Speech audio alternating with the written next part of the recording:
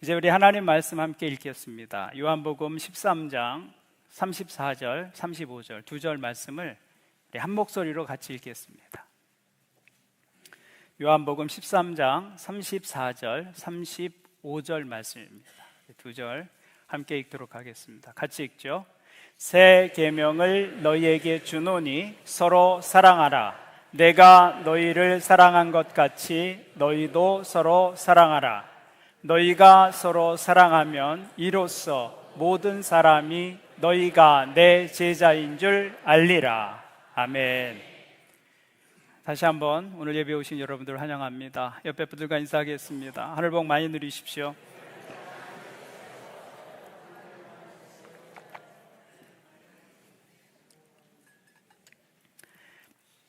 많은 분들이 우리 시대를 말하면서 교회의 위기라고 말합니다. 교회가 가진 영향력이 점점 줄어들고 또 교회가 사회에 미치는 힘이 점점 약해지고 있는 그런 시대를 우리가 살고 있습니다. 한때는 교회가 역사의 큰 흐름을 움직이기도 했었습니다. 그것을 입증이라도 하듯이 요즘 우리 사회에는 무속이 기승을 부리고 있고요. 사이비 또 잘못된 신앙들이 노골적으로 세력을 확장해 가고 있습니다. 그런데 교회가 이런 위기를 맞게 되는 것은 어떤 외부적인 세력 때문이 아닙니다. 역사를 보면 교회는 외부의 세력 때문에 무너지거나 쇠하여진 일이 거의 없습니다. 교회를 무너뜨리는 가장 무서운 위험은 교회 내부에 있었습니다. 교회 안에 그리스도인다운 사람들도 있지만 그리스도인답지 못한 사람들이 많아질 때 교회는 그 빛을 잃게 되는 것이죠. 그렇다면 교회의 위기라고 하는 이 상황을 되돌릴 수 있는 것도 다른 데 있지 않습니다. 우리 자신 안에 있어요. 바로 그리스도인 자신 안에 있는 것이고 교회 자체 안에 있는 것이죠. 교회가 외부의 세력과 싸우는데 힘을 기울일 것이 아니라 그리스도인이 그리스도인다워지고 교회가 교회다워지는 일에 우리가 힘을 써야 할 것입니다. 그것이 교회를 회복하는 가장 중요한 방법이 될 것입니다. 그러면 우리 그리스도인들과 교회가 회복해야 할 본질적인 것이 무엇인가?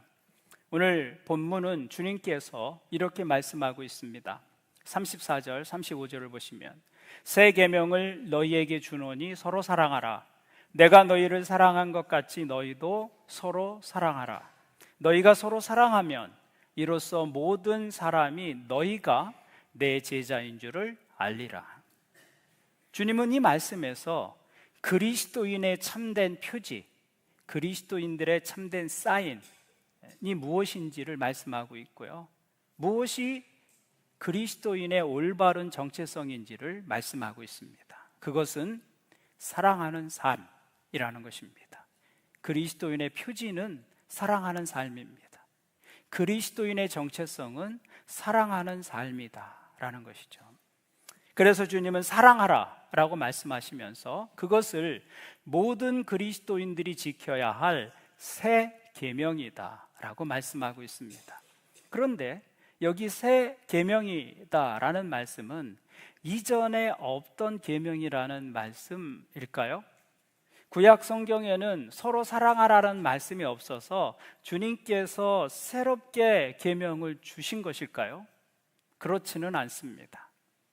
구약 성경에도 서로 사랑하라는 말씀이 계명으로 우리에게 이미 주어졌습니다. 레위기 19장은 이렇게 말씀하고 있습니다.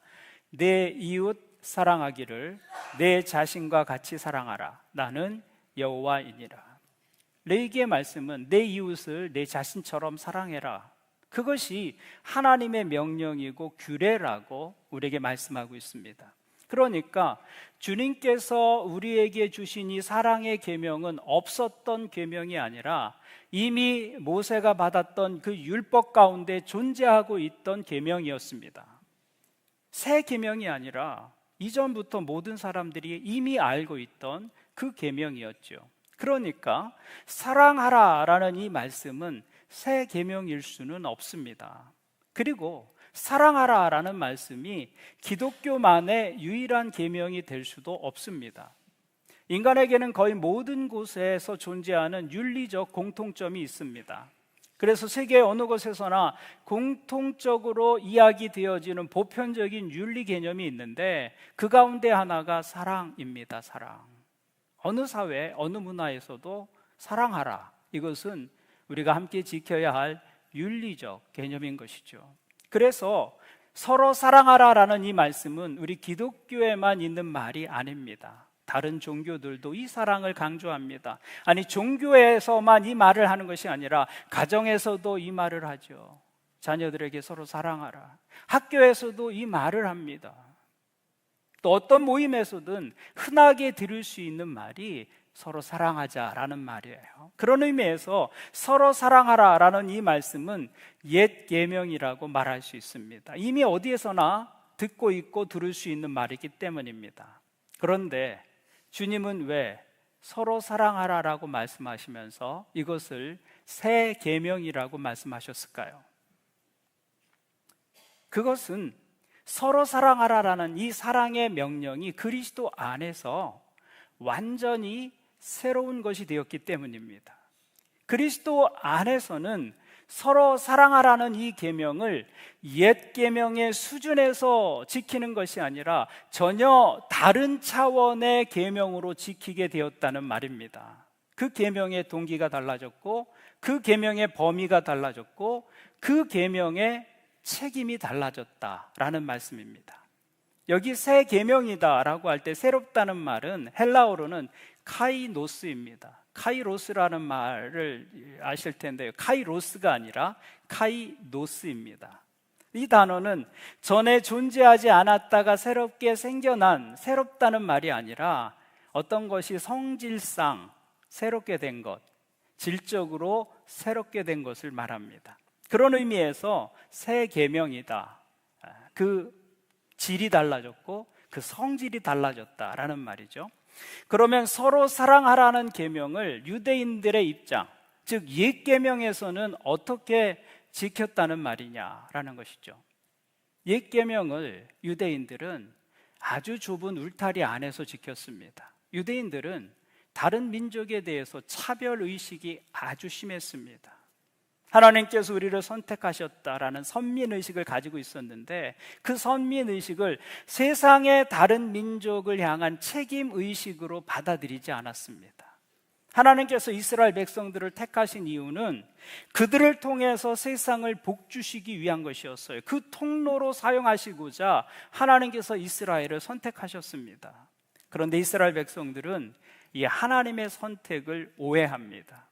그래서 하나님께서 선택해 주신 은혜를 자기들만의 특권으로 이해합니다.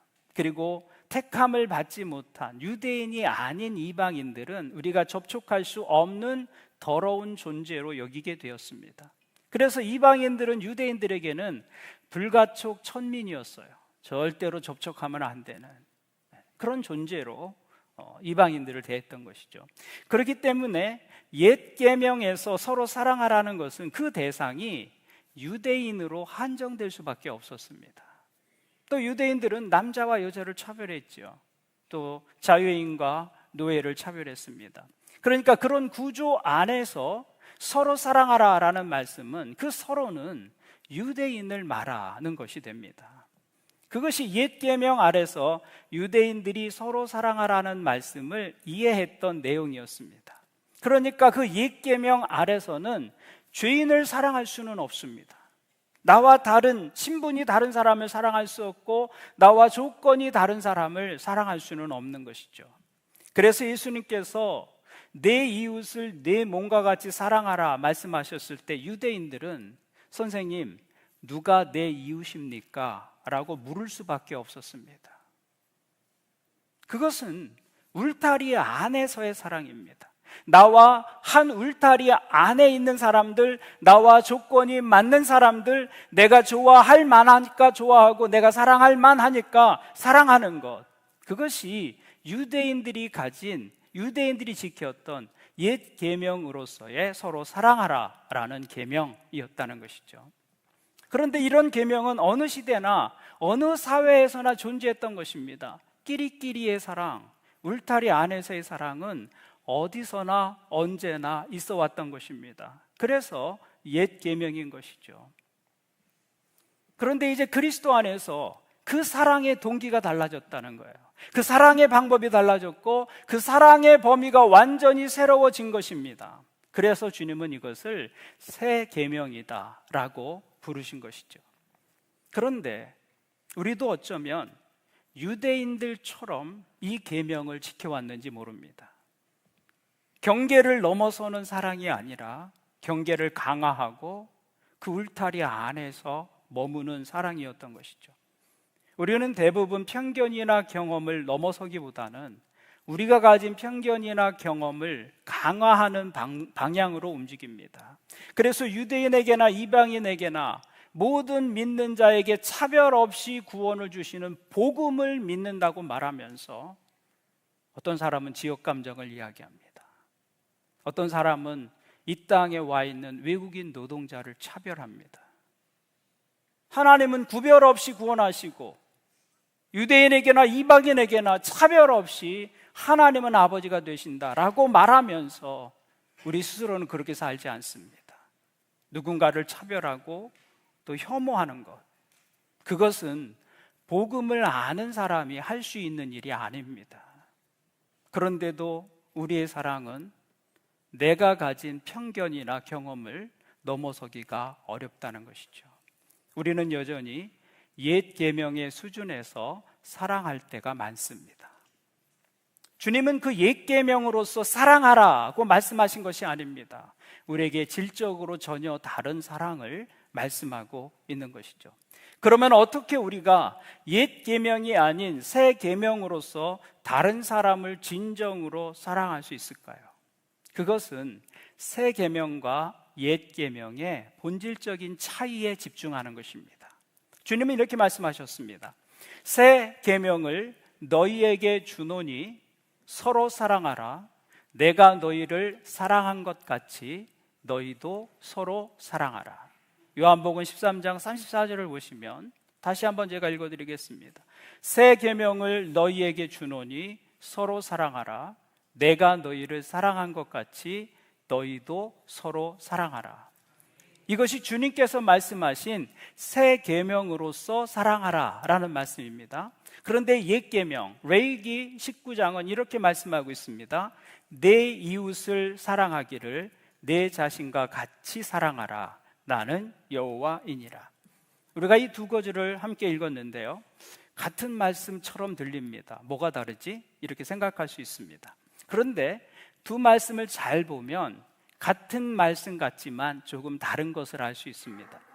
레위기의 말씀은 내 자신과 같이 내 이웃을 사랑하라 이렇게 말씀하셨어요.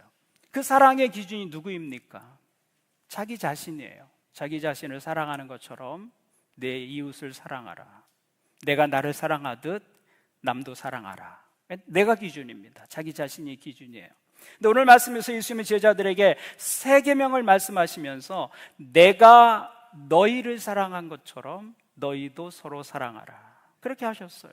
그러니까 주님은 요한복음 14장에서 사랑의 새로운 기준을 제시하신 것입니다. 그것은 내가 너희를 사랑한 것처럼이에요. 내가 너희를 사랑한 것처럼. 그러면 주님께서 우리를 사랑한 것 같이 서로 사랑하라 하셨는데 예수님의 사랑의 특징은 무엇이냐라는 것입니다. 예수님의 사랑의 특징은 울타리가 없다는 것입니다. 울타리가 없어요. 내 이웃을 내 몸과 같이 사랑하라 라는 율법을 처음 받은 이스라엘 백성들은 이 말씀을 지키기 위해서 가장 먼저 한 일이 무엇이었습니까? 그렇다면 하나님, 누가 내 이웃입니까? 그 이웃의 범위를 정한 거예요. 사랑의 대상을 선택하고 사랑의 대상을 한계 지은 것입니다. 여기까지가 사랑이라고 말한 것이죠. 그래서 유대인들은 사랑해야 할 이웃을 자신들과 같은 유대인으로 규정했습니다. 그래서 유대인들은 유대인을 사랑합니다. 그 사랑의 범주에 이방인이 끼지 못해요. 그때 세계는 분명하게 나뉘어져 있었습니다. 내가 사랑할 수 있는 사람, 내가 사랑할 수 없는 사람. 그런데 주님의 사랑은 대상을 가리지 않는 사랑이었어요. 그래서 사랑할 수 없는 사람들을 사랑의 대상으로 삼으셨습니다. 그래서 성경이 반복해서 말씀하는 것이 무엇입니까? 하나님께서 죄인을 사랑하셨다는 말씀입니다. 여러분, 여기서 죄인이라는 말이 무엇입니까? 사랑할 수 없는 사람을 말합니다. 사랑받을 자격이 없는 사람을 말하고 있는 것이죠. 그런데도 성경은 하나님께서 그 죄인들을 사랑하셨다고 말씀합니다. 로마서 5장 8절은 이렇게 말씀하고 있죠.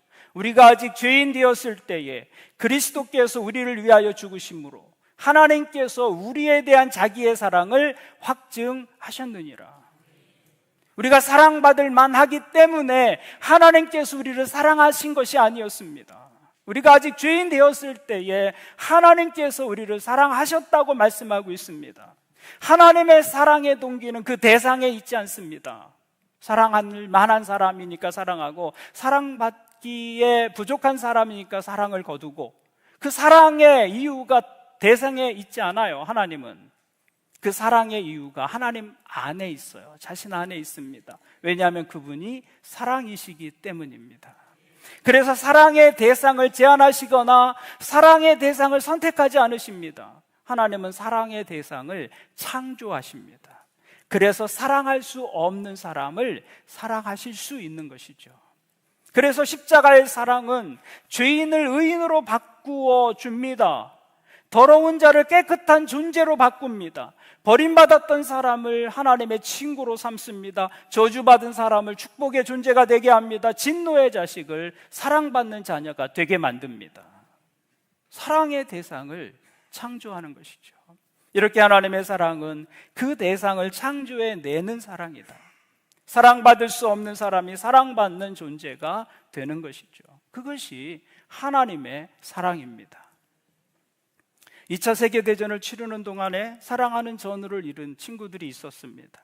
그들은 전사한 자기 친구를 정성껏 묘를 만들어 주기를 원했습니다. 그래서 근처 마을에 천주교 신부를 찾아가서 이 교회 묘지에 우리 친구를 묻을 수 있는지 여쭈었습니다. 그러자 신부님은 전사한 그 친구가 카톨릭 신자냐고 물었습니다. 친구들은 정직하게 카톨릭 신자는 아니라고 대답했습니다. 그러자 신부는 이 묘지는 카톨릭 신자들만을 위한 곳이기 때문에 이곳에 당신의 친구를 묻을 수는 없다고 말했습니다. 그러나 당신들이 원한다면 담장 밖에 또 장소를 만들어서 그 땅에 묻을 수 있겠다고 허락을 했습니다. 군인들은 감사한 마음으로 그곳에 자기 친구의 묘를 만들어서 거기에 친구를 묻었습니다. 마침내 전쟁이 끝나고 친구들이 집으로 돌아가기 전에 이 친구의 무덤을 방문하기로 했습니다. 그동안 찾아오지는 못했지만 바로 교회 묘지 담장 바깥에 묻었기 때문에 무덤의 위치를 기억하는 것은 어렵지 않았습니다. 그런데 방문해서 보니까 무덤이 보이질 않는 것입니다. 아무리 찾아도 찾을 수가 없었습니다. 담장 밖엔 무덤이 남아있지 않았어요. 그래서 신부를 찾아갔습니다. 신부님, 우리 친구의 무덤을 찾을 수가 없습니다. 그러자 신부가 대답합니다. 당신들이 그 친구를 묻고서 돌아간 후에 생각해 보니 그 무덤을 거기에 두는 것은 옳지 않다는 생각이 들었습니다. 그러자 군인들이 묻습니다. 그럼 그 무덤을 옮기셨다는 말입니까? 그러자 신부가 대답합니다. 아니요, 우리는 담장을 옮겼습니다. 여러분, 이것이 하나님의 사랑이 하신 일입니다. 우리 중 누구도 하나님의 사랑의 담장 안에 머물 수 있는 사람은 없습니다. 그래서 성경은 모든 사람이 죄를 범하였음에 하나님의 영광에 이르지 못했다. 의인은 없나니 하나도 없다고 말씀합니다. 하나님의 사랑의 담장 안에 머물 수 있는 자격을 가진 사람은 한 사람도 없다고 성경은 말씀하고 있는 것이죠. 그런데 하나님은 그 사랑의 담장을 옮기셨습니다. 그래서 우리를 그 사랑의 담장 안에 거할 수 있게 하신 것이죠. 하나님은 죄인들을 사랑의 대상으로 삼기 위해서 그 담장을 옮기셨습니다. 그래서 이제 하나님의 사랑의 담장 밖에 있는 사람은 아무도 없습니다. 하나님께서 사랑하지 못할 사람은 아무도 없다는 말씀입니다. 그것이 우리가 본받아야 할 주님의 사랑의 모습인 것이죠. 주님의 사랑은 담장을 옮기는 사랑이었다. 저는 우리의 사랑이 시간이 지날수록 그 담장을 넓혀가는 사랑이 되기를 축원합니다. 시간이 지날수록 사랑해야 할 사람이 내 인생에 많아져야죠. 시간이 지나면 사랑할 사람이 많아지는 것이 아니라 삶의 경험 속에서 미워할 사람들의 이름이 많아지고 있는 그 인생은 불행한 인생입니다. 저는 우리가 인생을 살면서 미움의 명단은 줄어들고 사랑의 명단은 늘어나게 되기를 바랍니다. 우리의 사랑의 담장을 점점 넓혀가는 거예요. 주님은 그 계명에 순종하는 삶이 신자들의 증거라고 말씀하십니다. 오늘 본문 35절을 보십시오.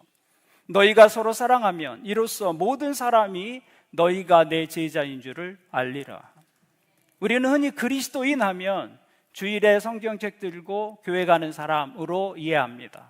주일에 예배하는 것을 그리스도인의 대표적인 표지, 사인이라고 생각하죠. 그런데 성경은 그렇게 말씀하지 않습니다. 사랑하는 사람이 그리스도의 제자라고 말씀합니다. 그러니까 신앙은 사랑하는 삶을 통해서 입증되어야 한다는 말씀입니다. 요한일서는 우리에게 이렇게 말씀하고 있습니다. 사랑하는 자들아, 우리가 서로 사랑하자. 사랑은 하나님께 속한 것이니 사랑하는 자마다 하나님으로부터 나서 하나님을 알고 사랑하지 아니하는 자는 하나님을 알지 못하나니 이는 하나님은 사랑이심이라. 요한일서는 사랑하지 않는 사람은 하나님을 알지 못한다고 단정적으로 말합니다. 사랑하지 않는 사람은 하나님을 안 적이 없습니다. 그 말이 무슨 말입니까? 구원받은 하나님의 자녀 아니라는 말입니다. 요한일서는 구원의 증거 가운데 하나로 사랑하는 삶을 말씀하고 있죠. 그것이 우리가 하나님의 자녀라면 우리 영혼에 흐르는 DNA도 사랑이어야 한다고 말씀하고 있는 것입니다. 하나님은 사랑이시기 때문입니다. 그래서 그 사랑이 하나님의 본성이고 그 사랑이 그분의 자녀들의 본성이 되어야 하는 것이죠. 그러므로 사랑은 그가 참된 그리스도이냐 아니냐를 결정하는 시금석이 됩니다. 사랑하는 삶이 없는데 내가 하나님을 알고 하나님께 속해 있다는 것을 증명할 다른 방법이 없는 것입니다. 우리가 사랑하는 삶을 살 때보다 더 하나님의 자녀 같아 보일 수는 없어요. 그래서 우리가 사랑할 때 세상은 우리가 그분에게 속한 사람이다라는 것을 알게 된다는 것입니다. 그래서 참된 믿음은 반드시 사랑으로 표현되어야 합니다. 그것이 우리의 믿음의 올바른 방향입니다. 이 사랑이 중요한 이유는 우리 시대가 미움의 문화가 매우 강력한 시대이기 때문입니다. 요즘 우리 사회는 미움이 일상화된 모습입니다. 정치적 영역에서 서로 양보할 수 없는 미움이 있어요. 원수도 이런 원수가 없죠. 절대로 하나 될 수 없는 미움이 사람들 속에 있습니다. 정치의 영역에서뿐만이 아니라 사업의 영역에서도 또 삶의 거의 모든 영역에서 경쟁을 부추기고 상대에 대한 미움을 에너지로 행동하는 모습이 아주 일반적인 우리의 모습입니다. 그래서 우리는 미움을 사소하게 여기는 경향이 있습니다. 그런데 하나님은 미움을 사소하게 여기지 않습니다. 산상수훈에서 주님은 형제에게 노하고 형제에게 미련한 놈이라고 욕하는 자는 살인하는 자다, 지옥에 들어갈 것이다, 이렇게 말씀합니다. 사도 요한도 그 형제를 미워하는 자마다 살인하는 자니, 이렇게 말씀하고 있습니다.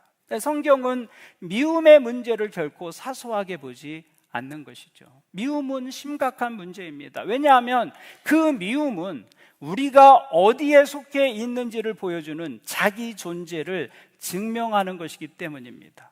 사랑도 미움도 다 자기의 존재를 증명하는 중요한 요소인 것입니다. 요한일서 2장은 우리에게 이렇게 말씀합니다. 빛 가운데 있다 하면서 그 형제를 미워하는 자는 지금까지 어디에 있는 자요? 어둠에 있는 자요. 자기 존재를 증명하는 거예요, 미움이. 10절, 그 형제를 사랑하는 자는 어디 가운데? 빛 가운데 거하여 자기 속에 거리낌이 없으나, 그 사랑이 자기 존재를 증명하고 있는 것입니다. 그러니까 미움과 사랑은 그 사람이 어디에 속해 있는지를 보여주는 증거다라는 것입니다. 미워하는 사람들의 그 삶의 주소는 어둠입니다. 그러나 사랑하는 사람들은 그 삶의 주소지가 빛이라고 말씀하고 있는 것이죠. 그런데 사람들은 이 어둠에 대해서 심각하게 생각하지 않습니다. 자기 집, 내가 살 집을 선택할 때는 조금이라도 햇빛을 더 받는 쪽을 선호합니다. 그것에 민감하게 반응하죠. 그래서 집의 방향을 따지죠. 동향인지 남향인지 서향인지. 또 일조권을 계산합니다. 우리 중에 어떤 사람도 내가 살 집이 그늘진 곳에 있어도 괜찮아, 삶의 방향, 우리 집의 방향이 어디에 있든 상관이 없어, 그렇게 말하는 사람은 없습니다.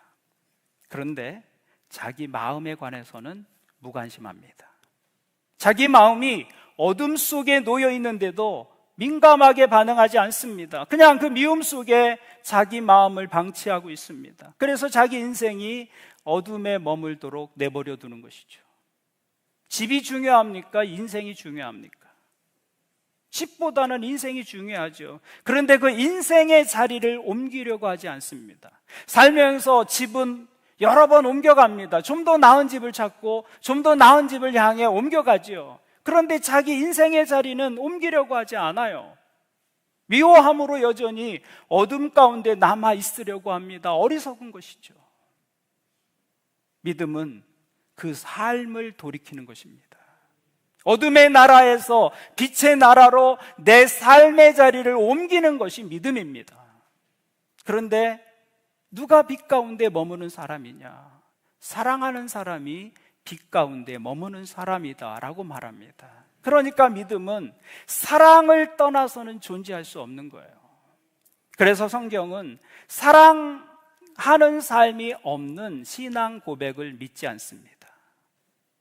그 신앙 고백이 아무리 정확하고 분명해도 그 고백은 사랑에 의해서 따뜻해지기 전까지는 어두움에 불과한 것입니다.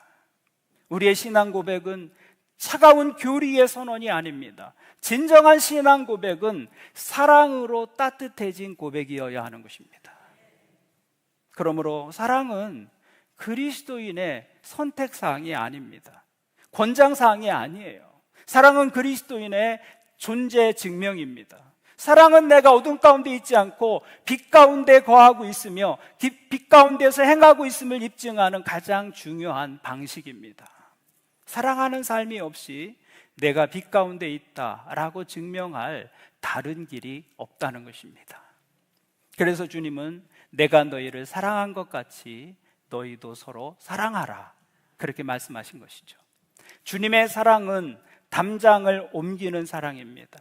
근데 우리 스스로는 그 담장을 허물 수도 없고 그 담장을 옮길 수도 없어요. 우리의 사랑은 매우 적습니다. 제한적입니다. 그러나 우리 안에 계신 성령님께서 우리의 마음속에서 미움을 녹이시고 하나님의 사랑을 우리 가운데 부어주신다면 그때 우리는 우리의 담장을 넘어서 사랑할 수 없는 사람도 사랑할 수 있게 되는 것이죠. 오늘 그 사랑이 예배하는 여러분들 속에 있기를 바랍니다. 오늘 말씀을 한 문장으로 요약하면 사랑은 그리스도인의 자기 증명이다 라는 것입니다.